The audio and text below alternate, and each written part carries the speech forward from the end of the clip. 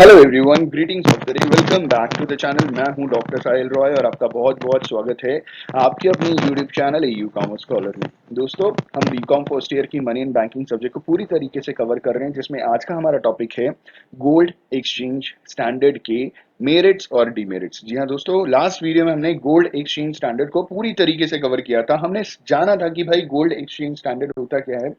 आज हम जानेंगे कि भाई गोल्ड एक्सचेंज स्टैंडर्ड के क्या मेरिट्स हैं और क्या डीमेरिट्स हैं। आइए शुरुआत करते हैं। इन्होंने कहा following are the merits of gold exchange standard, जिसमें सबसे पहले कहा जा रहा है कि इट इज इकोनॉमिकल। ये बहुत इकोनॉमिकल है। इकोनॉमिकल का मतलब सरकार के ऊपर ज्यादा बोझ नहीं पड़ता, ज्यादा खर्चीला नहीं है, सस्ता पड़ता है। This system is economical and less expensive for two reasons. दो कारण हैं सस्ता होने के और कम खर्चालू होने के। पहला रीजन है there is no wastage of precious metals on account of non circulation of gold coins. तो भाई क्योंकि गोल्ड को हम सिक्के में कन्वर्ट करके इकोनॉमी में सर्कुलेट करते हैं तो वहां गोल्ड का वेस्टेज होता है। यहां पे इन्होंने बोला क्योंकि यहां पे कोई ऐसा वेस्टेज नहीं है, क्योंकि हम गोल्ड को सिक्के में कन्वर्ट करके सर्कुलेट नहीं कर रहे, तो हमारा गोल्ड बच गया। ठीक है। दूसरा कह रहे हैं the government take no responsibility for giving gold in exchange for local currency to meet domestic requirements. Domestic मतलब घरेलू होता है। ठीक है। डोमेस्टिक रिक्वायरमेंट मतलब अपने देश की रिक्वायरमेंट को पूरा करने के लिए सरकार ऐसी कोई जिम्मेदारी नहीं लेती है। पहले तक ले रही थी। ठीक है। इसमें ऐसी कोई जिम्मेदारी नहीं ले रही है जहां पे कि आप अपनी लोकल करेंसी दे दो और बदले में आप गोल्ड ले लो। तो यहाँ एज सच कोई सरकार जिम्मेदारी नहीं लेती। यहाँ पे सरकार क्या कहती है कि हम आपको फॉरेन करेंसी एक्सचेंज करके दे सकते हैं लोकल करेंसी के बदले में, और वही फॉरेन एक्सचेंज हम आपको देंगे उस देश का देंगे जो एक्चुअली में गोल्ड स्टैंडर्ड पे काम कर रहा है, जो अपनी करेंसी को गोल्ड में एक्सचेंज कर देता है, मतलब वैल्यूएबल है। Thus not necessary, it is not necessary for the monetary authority to keep gold in the reserve. तो यहाँ जरूरत नहीं है कि मॉनेटरी अथॉरिटीज गोल्ड को रिजर्व में आइडली छोड़ दे, वो उसको प्रॉफिटेबल यूज में जनरल पब्लिक इंटरेस्ट में लगा सकती है। The gold thus saved can be put to other profitable uses. तो भाई सरकार जब भी गोल्ड खरीदी है बेची है तो आपको टैक्स भरना पड़ता है, तो इससे सरकार का फायदा हो रहा है कि नहीं हो रहा है? बिल्कुल हो रहा है। ठीक है। अगला कहा जा रहा है इलास्टिसिटी इन मनी सप्लाई, क्योंकि यहाँ पे हम गोल्ड के सिक्के बना करके या गोल्ड को एज अ रिजर्व बैकअप रख करके हम सर्कुलेशन में नहीं यूज कर रहे, तो ये एक हिसाब से इलास्टिसिटी है। इलास्टिसिटी का मतलब नीड रिक्वायरमेंट के हिसाब से हम सप्लाई को बढ़ा घटा सकते हैं। Since there is no obligation on the part of government to keep gold reserves as a backing to paper money, क्योंकि सरकार ने बोल रखा है ना हम आपकी पेपर मनी को हम गोल्ड में एक्सचेंज नहीं करेंगे, तो इस वजह से सरकार के ऊपर एज सच कोई रिस्पॉन्सिबिलिटी या ऑब्लिगेशन, कोई दबाव नहीं है कि वो गोल्ड को रिजर्व में रखे। It can expand currency in accordance with the requirement of trade and industry. तो ट्रेड और इंडस्ट्री के हिसाब से देश की सरकार अपनी करेंसी को बढ़ा सकती है, एक्सपैंड कर सकती है। Hence this standard meets the requirement of elasticity in money supply in an ample measure. तो ये जो स्टैंडर्ड है ये इलास्टिसिटी ऑफ मनी सप्लाई की जो नीड है, रिक्वायरमेंट है, उसे पूरा करता है। अगला हमारा जो मेरिट है वो है गेन टू गवर्नमेंट। अब ये सरकार को एक हिसाब से गेन का मतलब मुनाफा होता है। ठीक है। Gain to government, the government of the country derives economic gain from the operation of this standard. सरकार को कैसे मुनाफा होता है वो यहां पे लिखा है कि पहले firstly the government earns interest on reserves kept in the foreign country based on gold standard. तो गोल्ड स्टैंडर्ड के बिहार पे जो भी रिजर्व फॉरेन कंट्री में रखा है वहां से सरकार पैसे कमाती है। दूसरा, the government keeps some margin between buying and selling rates of foreign exchange which constitute its profit। तो सरकार भी क्या करती है कि फॉरेन एक्सचेंज खरीदने और बेचने के बीच में कुछ मार्जिन रखती है। जैसे अभी अगर मैं 2022 के जून की बात करूं, जून का महीना चल रहा है, आज 26 तारीख है। ठीक है। आज के रेट में एक डॉलर 78 रुपीज के बराबर है। ठीक है। तो हो सकता है कि सरकार 78 में खरीद रही हो, 80 में आपको बेचे। आप समझ रहे हैं? या हो सकता है सरकार 75 में खरीद रही हो और 78 में आपको बेचे। तो सरकार डॉलर्स खरीदने और बेचने में अपना गेन कर लेती है। ठीक है। ये हो गया। अगला मेरिट है स्टेबिलिटी इन एक्सचेंज रेट। भाई एक्सचेंज रेट भी बहुत स्टेबल रहता है। कैसे रहता है कि इस सिस्टम में it is the responsibility of the government to maintain the stability of exchange rate.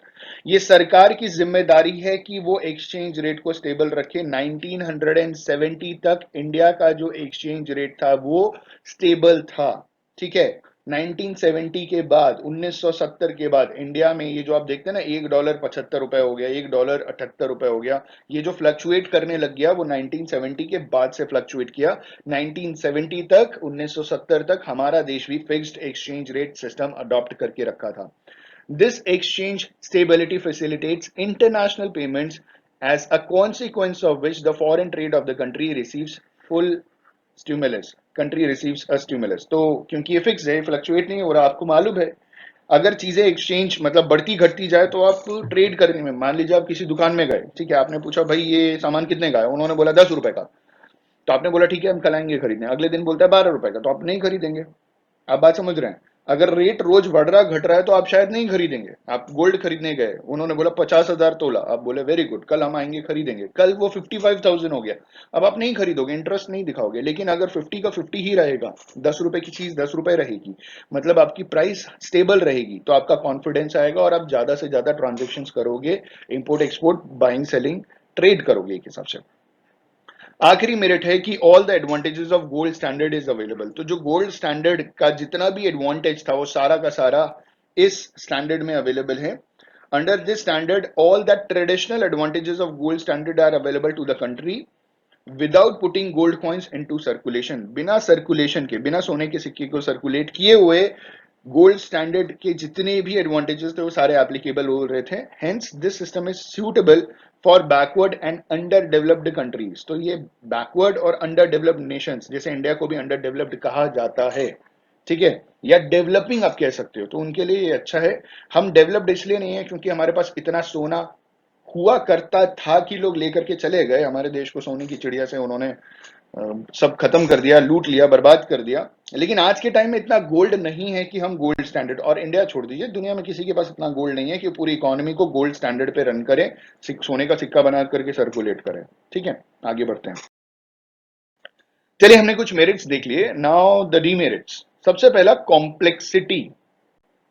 अब कॉम्प्लेक्सिटी के बारे में इन्होंने कहा कि this standard is rather complex and complicated. ये इजी नहीं है, ये कॉम्प्लेक्स सिस्टम है, complicated in its working and as such beyond the comprehension of the common man। comprehension मतलब होता है समझ के बाहर है, नॉर्मल इंसान इस सिस्टम को आसानी से नहीं समझ सकता। ठीक है, आगे कह रहे लेस पब्लिक कॉन्फिडेंस, लोगों का ज्यादा कॉन्फिडेंस नहीं था इस स्टैंडर्ड में। This standard inspires less public confidence than the gold currency standard.